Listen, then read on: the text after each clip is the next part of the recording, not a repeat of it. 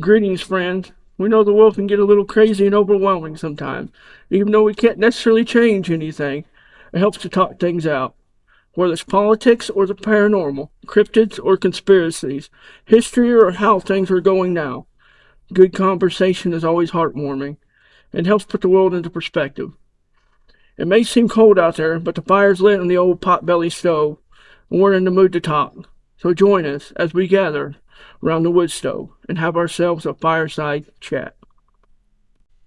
All right. So now to try and get us onto the next track that leads God knows where. We had started to talk about Iran possibly being a cover up for everything going on with Epstein. What are your thoughts on that, Mr. Madero? Not possible. Not There's possible. Yeah. it is possible, but it would take a lot of moving parts to make this a cover up. Um, and I know that it's hard to believe anything that any government around the world tells anybody. What? Yeah, I know, right? It's shocking. Revelations made worldwide here. Really? But when it comes down to Iran, I, there were easier ways to cover it up. Mm-hmm. There would have been easier ways to pivot away from the Epstein files because they kind of had already pivoted a little bit. And I think part of it playing out was all the upticks in school shootings we've seen, all the upticks in civil unrest, aka Minneapolis. All of that was a distraction, I think, from Epstein to a degree. I And would I agree. I think if you look at who stood to gain the most from things pivoting, there you find the source of your problems. Again, I'm looking at Minneapolis as the biggest source of this cover up or change of topic because who in their right mind protects verifiable and proven fraud that has any good intentions? The people that send their kids to the Leering Center. I said had good intentions. Oh, right. Okay. Sorry, I missed that part. Yeah, you selectively edited that part out, just like they selectively edited that in out of their Right. pesky letters anyway. Pesky letters. Yeah. Well, who needs to read? It's not important. And when it comes to Iran, this isn't a new war. Iran's been at war with the U.S. for over 40 years. They've Right. been screaming death to America. They've wanted us gone. They just didn't have a strong hand in that game of poker. Correct. And they learned when the chips came down, when the chips are all on the table, they've learned what it means to actually go to war with the U.S. And we're still not using our full strength. No, no, we're not. they're learning. They're learning. Fuck around, find out. This is true. That is very true. But they're trying to avoid the find out stage. They're trying. Well, here's my thought, and I agree with you that it's not a cover up, and for multiple reasons, the ones you mentioned, but also, and I think I may have said this earlier. Did I say earlier about Trump having no reason to? Okay, I apologize. I won't go over new ground or the same ground on that, but yeah, again, if he was trying to hide something, it might make sense, but he has nothing to hide, so it makes no sense. Unless one of his advisors that's from previous rounds had something to hide.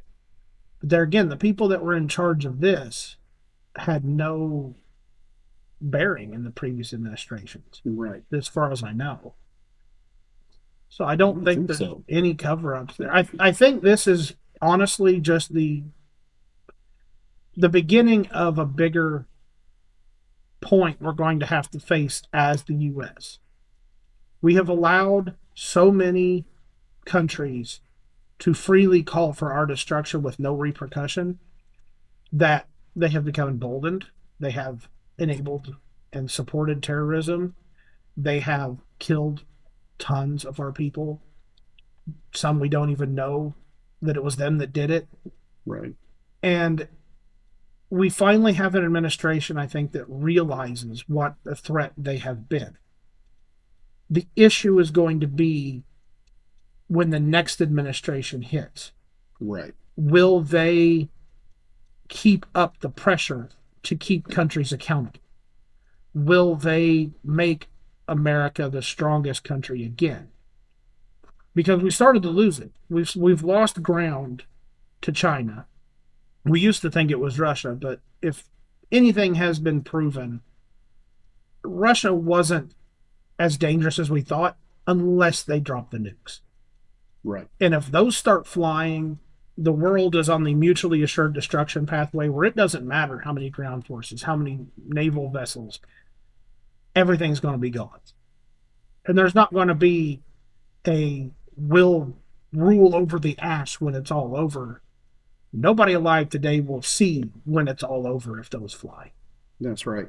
If those all fly, then you're talking people having to go into bunkers for 200 years and creating an entirely new civilization underground, and then they'll be able to come back to the surface at some point.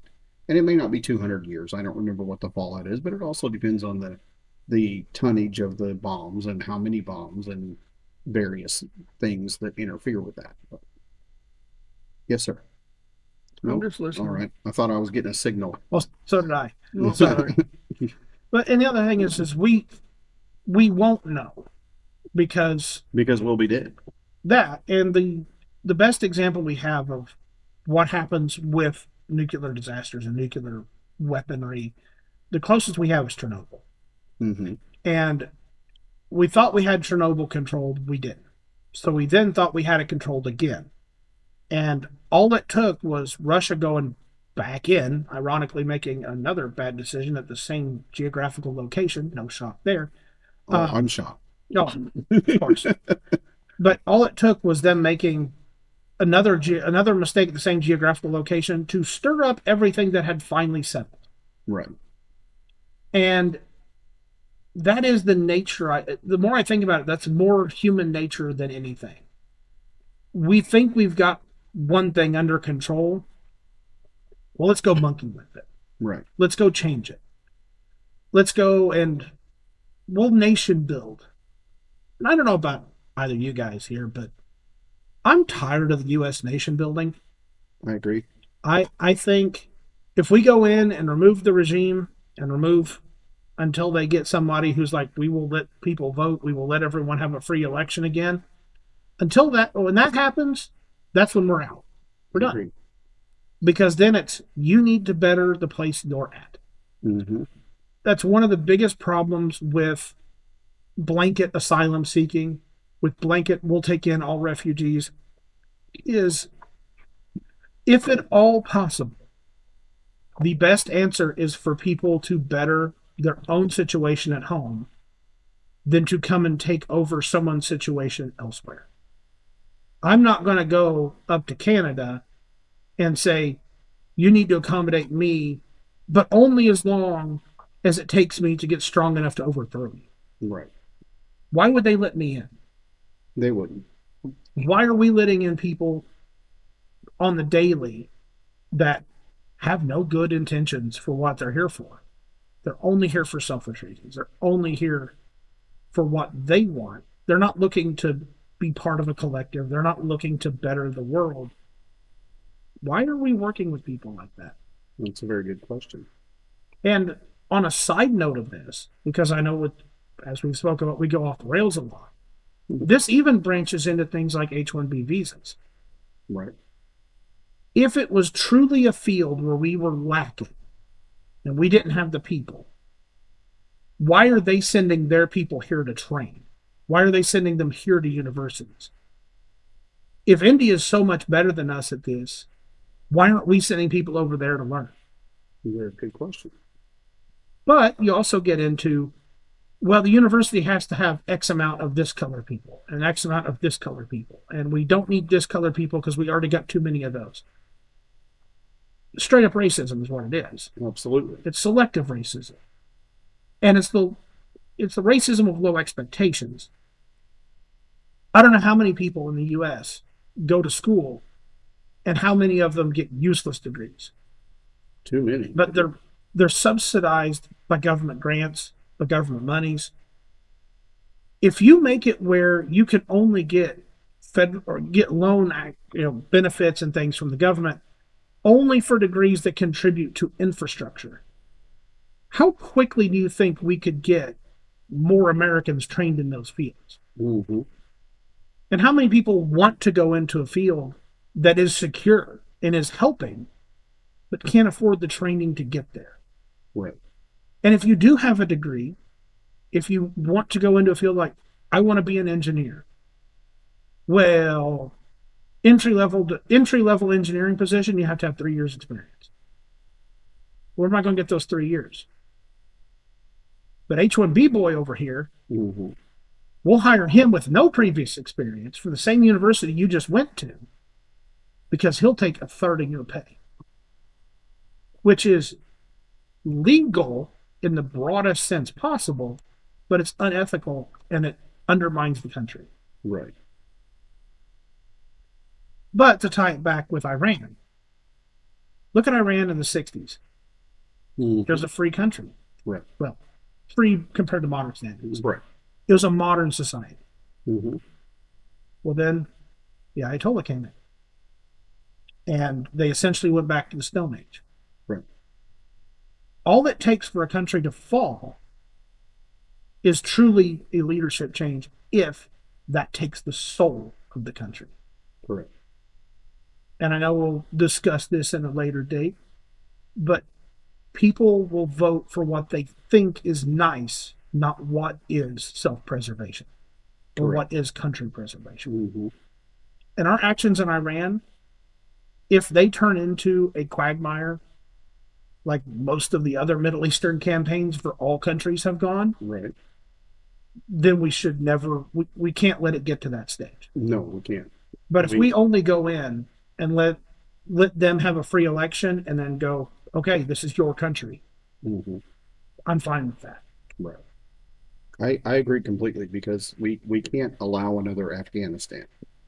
We were at war. We were there. We had troops on the ground for over 20 years in Afghanistan. And like you said, we were nation building. We were supposedly teaching them how to do stuff for all this time. And I mean, there were years and years of warfare in that, before that, during that, whatever you want to say that. But then we get to this where we're supposedly there as a presence to protect the country, and we're supposedly teaching them how to, like you were talking, build infrastructure and things like this. Nothing was ever really done. And then when Biden ordered the pullout, they just left. We left them with nothing. Oh, we left them with plenty of toys to play with. No. Yes, I'm saying we left them with nothing practical to help run their country, build the infrastructure, all this kind of thing. But yet we left billions of dollars of our military equipment, bombs and jet fighters and Humvees and machine guns and all kinds of fun things for the terrorists to come in and take up. And then they went right back to what it was we went in to get rid of 20 years before. We can't allow that to happen again with Iran. Just to add to that, with the leaving equipment behind, over Yes, there. sir. Hey, and that they upgraded, Now it's no just back in the back of a truck with a rocket launcher. Guess what? We found a tank sitting whatever. This is cool. We upgraded. Yeah, exactly. I mean, Yeah, they're not having to mount machine guns on the Datsun. They've I got get an it. actual armored vehicle. If you really, pull out and you're in a hurry, pull out, right? I'd at least instructed the engineers or whoever, be like, hey, once you go make out where it won't move, at least, like, don't just hand them the keys to a Ferrari, say, here you go, it's yours, Right. make them where, they had to work at least to get it going, or, If only we had some kind of expanding ordinance that caused a lot of damage when it expanded. It'd be magical. What would you call wait. something like that? We're using a lot of that right now. And it's almost like that stuff has to be used by a certain point or it needs to be destroyed. Right. Well, what better way to destroy it than to, I don't know, incapacitate your abandoned equipment? Interesting thought. But then we go back to the insider trading discussion from earlier. What makes the most money for those in power? Right. Exactly. And just donating, big air quotes there, Right. all of that nice technology to those poor, underserved terrorists, quote unquote, Mm-hmm. Poor terrorists. because if they have better munitions, well, then we have to have better munitions to fight them, which means we have to invest more money in making better munitions. Right. We got to make better jets. We got to make better planes. Well, at least that gets jobs. For who? Yeah, exactly. Yeah, Exactly. it I was trying to be facetious. kind of gives us an excuse because then we can't fight fire with fire, right? So I mean, but what I'm saying is like it gave whoever in power, Right. to have an opportunity to say, okay, now we can make something, we can one up them. Now we got an excuse, put all this Yes. money into something, to make something better. It's So it. Hmm. we can do it, It's do a better job because we were bad about how we pulled out, and right. we gave the terrorists these equipment. Right. We can't fight them with the same equipment. I mean, you can, but it's yeah. So now we got to one up them. So Right. now we got an excuse. Hey, let's take something better. It kind of it kind of reminds you of the stories you hear about firefighters that are arsonists. They set a fire so that they have a fire to put out. Yeah. Is that kind of the Well, deal there? and to tie this with Iran, and if you see the memes about it all the time, but it is true. Our jets are fighting F-14s. Hmm. Where'd the F-14s come from? Yeah. Well, we sold them to allies, and the allies sold them to them. And the memes are always like that. The new pilots having to kill the last of the F-14s. I like the F-14. I really don't wish. I really wish it wasn't in Iran. I Right. mean, just that's just me personally. I wish instead of selling our tech to other countries that we just said nope, it's gone. Yeah. Because most of the components in that, the metal, that can be reused. We have fires, we have smelters. Right. We're losing them because of how bad policies are, Right. but that's an easy fix. We just need to reactivate a lot of stuff, and that takes time. You can't Right. do it overnight. But for this country to get back to any long term stability, we're going to have to reopen the mines. We're going to have to reopen the smelters. We're going to have to reopen the ironworks. We have to reopen our shipyards. Why can't we? Green policy and people that don't want to see that. They want the forever war. They want the global struggle because that's where they think they find power and that's where they get their money. Right. And as long as those are the people making the decisions, people are going to keep dying. There's Hmm. never going to be any kind of peace because there's no profit in peace for them. Correct. Well, and then to add to that, something you were mentioning earlier about the global homogeny, that's part of it as well. They don't want us to be able to smelt iron and make steel because these other countries do it. And even though they don't have our regulations and they don't put the safety policies in place and all that, the people in charge would rather that they do it so that we're not polluting and things like that. They don't want it to be us that's doing it because they want to be more, I don't know, they want more of the global people to be in charge. They don't want us to be better than anybody else. You're talking about pollution there. Hmm. One of the things that's been targeted for years has been air conditioning.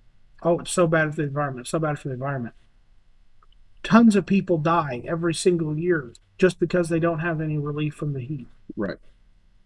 What's more humanitarian, saving the person in front of you or hoping that your science is correct Hmm. and maybe saving someone 300 years from now? Right. You Well, have no proof that what you're saying is the truth, but because saving that person 300 years from now, you'll never have to face the consequence if you're wrong if you forecast that far out. right. That's Exactly. one of the stereotypical mistakes that cult leaders make, and I guarantee that'll be a topic later, Oh, yeah. is they put their doomsday within their Hmm. Within lifetimes. there, exactly. And then the day comes and goes. And then they just have to hope that the people around them are still blind enough. Hmm. And, Carry it on. and you get into like Al Gore. Hmm. How many of his predictions are wrong? Yeah, all of them. But there's still people out there that believe every word the man said. Hmm. Oh, he just had the timeline off. Oh, he just had the dates wrong. No, he gave you a false bill of sale Exactly. because it made him look good. Hmm. And all of this green stuff is doing the same thing. Right. Well, you mentioned the air conditioning and the green energy, and how long ago was it in Texas? Was it last year or the year before when all those people died because the power grid went down? The reason it failed is because they switched to green energy, and the unexpected cold snap, the wind turbines couldn't turn, and things froze, and there was no power, and people froze to death because they weren't able to have electricity. Well, and on that same note, just as a slight tangent, because it's something that's interesting to me, and again, leading into a future discussion on this one, it's amazing that the people that were pushing green energy, green ideals, are now the same people that are saying, we have to have AI, we have to have all this energy, we don't care the problems. All of a sudden, they don't care about the environment. They don't care about energy usage because they see AI as the next way to make money, Right, the exactly. next way to obsolete humans. Mm-hmm. Quick side note this just popped into my head. Are either of you thinking we should have named this podcast for future discussion? I'm just seeing a marketing opportunity for some merchandise. Okay, I'll take that under advisement, and I will tell the people over at Geek Blender Tees about that. So, yes, sir. No, I like to gather around the wood stove. It's still open discussion. Okay, just saying the topic has been, or yeah, the But phrase has like been you said so said, many times. though, wink, wink, and for some future merchandise. There you go. Speaking of Back to merchant, the future wood stove edition. there you go. I like that. I'll give them a call. Speaking of that, I meant to say this about 2 hours ago. Now would be a great time to pause and have a word from our sponsor. Greetings, podcastians. Lefty here. As of this recording, our little show still does not have any sponsors, but we wanted to take a second to tell you about some friends of ours over at www.geekblendertees.com. As I mentioned in our closing of every episode, they were kind enough to design some merch to go along with our little show, and they have it available on their website. Like us, Geek Blender Tees is a small operation just trying to get going. So if you want to support us and or them, please go check out the website. They have our merchandise and a wide selection of odd, funny, goofy kind of t-shirts that deal with cryptids, puns, science jokes, historical villainy, and all sorts of fun little things. And they're just a good time. So please go on over and check them out. www.geekblendertees.com. Thanks, folks. That's where I'll do this. Or So, along with the Iran thing, so you think this conflict, or whatever you want to call it, gonna draw out as long as Afghanistan did, or do you think it's just the U.S. or whoever wants to be willing to take the blame, flexing their muscle, let them know that hey, somebody's still, you're not the you're not the superiority, whatever. We got you on watch. I think there's a couple variables here. And I want to say that this is going to be over within a couple months. However, there's a tangential story playing out right now that I think will have a large impact on whether this can be done in a few months or not. I don't know how many either of you guys know about this, but the Iranian women's soccer team that was in Australia, some of their players did not want to go back because during their first game they didn't sing their national anthem, and people in their government called them traitors for it. Well, we're talking about a country that will kill traitors. Yes. They'll torture them. And they said, oh no, the players won't face any backlash. We just want them home. Well, a large number of them have gone home. What happens to them will dictate a lot of what I think the next stage of this war is. Because if they go home and disappear and they're never heard from again, I think that place is going to be leveled. Because they went back on what they've publicly said, which would not surprise me. If they do go back and their people are liberated, especially, and I want to go on a quick tangent here, their women have been oppressed more than anybody in that country. Yeah. So if there's a group that's going to get disappeared, it's going to be them. And it is our job as the world consciousness, not just the U.S., I'm talking all countries, the world consciousness. We need to make sure that especially those women who stood up, are not deleted. And if they are, that the ones that did it face consequence. Again, I'm going back to a previous part. Everyone needs to face consequence for their action, and it needs to be equal Absolutely. to what they do. Yep. I agree with you. And go ahead. So, next question. What, I don't know how many of them would actually hear this, but if they do, like Iranian over there, people, good upstanding citizens over there, right? What do you, in a time like this, what do you tell those people? Like from American point of view, like this from an everyday American, we didn't make the decision to go over there. So how do you I don't want to say level with them, but like how do you make it feel like not all this wasn't all the U.S.'s decision. You know what I mean? Like we feel you. We know there's bombs flying over there. Yes, it sucks. I'm sure you have relative or know people that's been impacted by it. You know, what do you tell those people? First thing, a lot of the upstanding people in Iran are celebrating right now. They are celebrating the removal of a tyrant. Right. If I was to tell them what they need to do, it's we've started the ball rolling, and it's very, very soon going to be in your court. Be ready to keep the momentum going. It is not our place as the US or as Israel or any outside country, it is not our place to dictate what you build your country into or where your country goes forward. It is your responsibility as citizens of that country to make sure that the opportunity you have for freedom is not lost. If you do not keep the momentum going, you will be more oppressed than you have ever been in the past because they will come down like an anvil. Absolutely. Uh, pretty much exactly what I was going to say. And I don't know how to go about making it happen because we have enough trouble in our own country, which is so much more free. But they are going to have to absolutely get free and fair elections. They're going to have to stay away from the Ayatollahs. They're going to have to stay away from the, one guy unilateral decision on everything kind of form of government.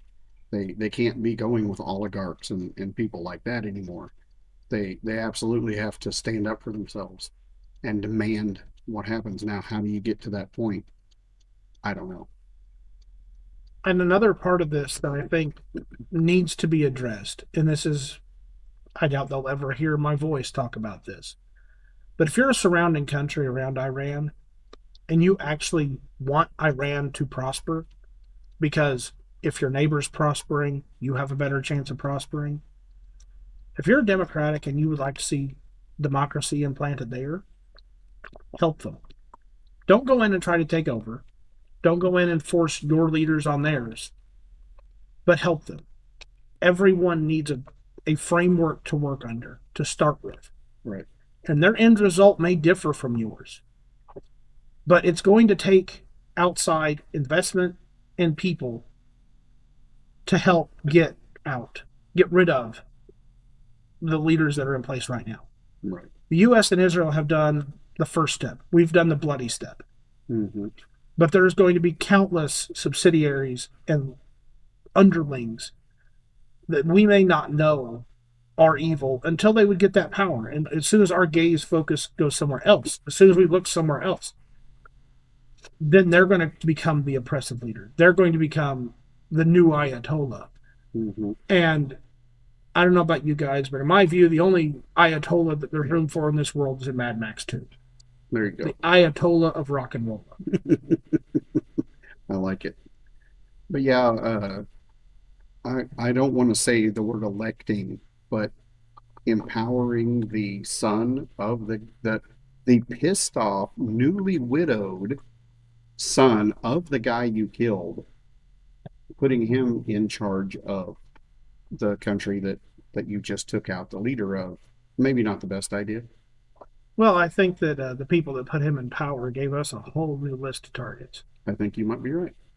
There again, we started doing the bloody work. I don't think we're done with the bloody work. No, But the people that do the bloody work also should not be the ones to go back in and build a peaceful life. right. If you've got blood on your hands in the conflict, when the conflict's over, you need to be gone. You need to be out. I can get behind that. So, I don't know about y'all, but I feel like that is a good place to end I today's. don't think so. I Thank everybody. I would say one last thing, and it's not super important, but I wanted to just kind of clarify if people didn't know. When you mentioned that Iran in the '60s was very free, not only do you mean politically and things, but like women were allowed to wear bright colored dresses and crop tops and bathing suits at the beach and things like that, as opposed to being forced to wear burqas all day every day. People could talk about things on the street that they would be murdered for today. You could you could speak out about things that were problematic before the Ayatollahs took them. You Just kind of can wanted to point that out in case someone didn't have that you background can knowledge. find. It's funny you said that because you can find photos of over there back Hmm. then, and it's like it almost reminds you of being here at home. Yeah, it looks very You much know, like like as Southern far as California. absolutely, like I mean, there's women wearing two-piece bathing suits. Hmm. I mean, like it was just a different world, Yeah, and then that switch changed, and then it was all back to yeah.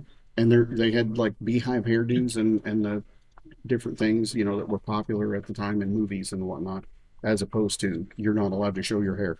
Well, and to tie this to our previous discussions in this recording, let this be a warning to all U.S. citizens, especially the women who are promoting with modern feminism and that, you know, you're oppressed and everything.